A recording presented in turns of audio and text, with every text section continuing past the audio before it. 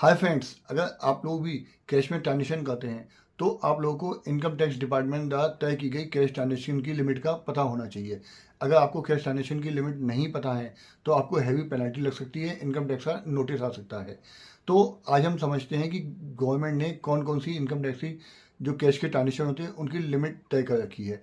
सबसे पहले हम बात करते हैं बिजनेस के ट्रांजेक्शन की। अगर आप में बिजनेस में कोई भी ट्रांजेक्शन करते हैं किसी भी पर्सन से एक दिन में सिंगल ट्रांजेक्शन, तो आप 2 लाख रुपए से ऊपर उससे कैश कलेक्ट नहीं कर सकते। अगर आप 2 लाख रुपए से ऊपर कैश कलेक्ट करते हैं तो आपको हैवी पेनल्टी पे करनी पड़ सकती है, जो कि 100% ऑफ द पेमेंट की है।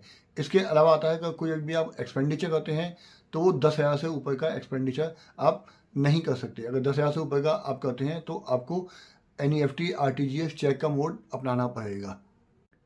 ऐसे ही अगर आप किसी से लोन लेते हैं कैश में तो वो 20,000 से ऊपर आप लोन नहीं ले सकते। ऐसे ही अगर उसी लोन का रीपेमेंट करते हैं तो उसकी लिमिट भी 20,000 है। 20,000 से ऊपर आप लोन का रीपेमेंट नहीं कर सकते। इसके अलावा अगर आप कोई किसी भी पॉलिटिकल पार्टी को या कहीं भी आप कोई डोनेशन देते हैं तो आप 2,000 से ऊपर का डोनेशन कैश में नहीं दे सकते। 2,000 से ऊपर का डोनेशन देने के लिए आपको चेक NEFT RTGS का मोड अपनाना पड़ेगा। अब हम बात कर लेते हैं कैश विड्रॉल की लिमिट। अगर आपने लास्ट 3 साल तक ITR फाइल नहीं की है तो एक फाइनेंशियल ईयर में आपकी कैश विड्रॉल की लिमिट 20 लाख रुपीज़ तक होगी। अगर आप ITR फाइल करते हैं तो आपकी कैश ट्रांजेक्शन की लिमिट 1 करोड़ होगी। अगर 1 करोड़ से ऊपर आप कैश विड्रॉल करते हैं तो इनकम टैक्स डिपार्टमेंट को बैंक द्वारा इंफॉर्मेशन दे दी जाती है। अब हम बात कर लेते हैं कुछ ट्रांजेक्शन की जो कि हाई वैल्यू ट्रांजेक्शन के अंतर्गत आती हैं। अगर आपका सेविंग अकाउंट है तो आप पूरे फाइनेंशियल ईयर में 10 लाख रुपए से ऊपर का ज़्यादा कैश जमा नहीं कर सकते।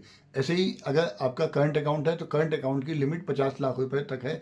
50 लाख तक आप एक फाइनेंशियल ईयर में कैश डिपॉजिट कर सकते हैं। अगर आप उससे ऊपर कैश डिपॉजिट करते हैं तो बैंक क्या ये लायबिलिटी है कि वो इनकम टैक्स डिपार्टमेंट को इन्फॉर्म करे, और इनकम टैक्स डिपार्टमेंट को इन्फॉर्म होने के बाद आपको इसका नोटिस आ सकता है और आपको इसका पेनल्टी पे करनी पड़ सकती है। ऐसे ही अगर आप कोई क्रेडिट कार्ड का पेमेंट करते हैं तो आप 1 लाख रुपए तक का क्रेडिट कार्ड का पेमेंट केवल कैश में कर सकते हैं। इसके अलावा आप उससे ज़्यादा कैश में पेमेंट नहीं कर सकते।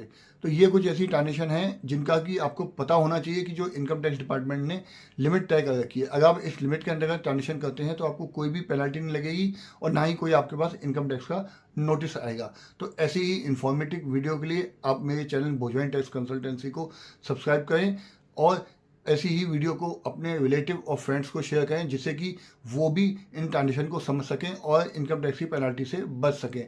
ऐसे ही इंफॉर्मेटिव वीडियो के लिए मिलते हैं नेक्स्ट टाइम। तब तक के लिए मस्त है, स्वस्थ है।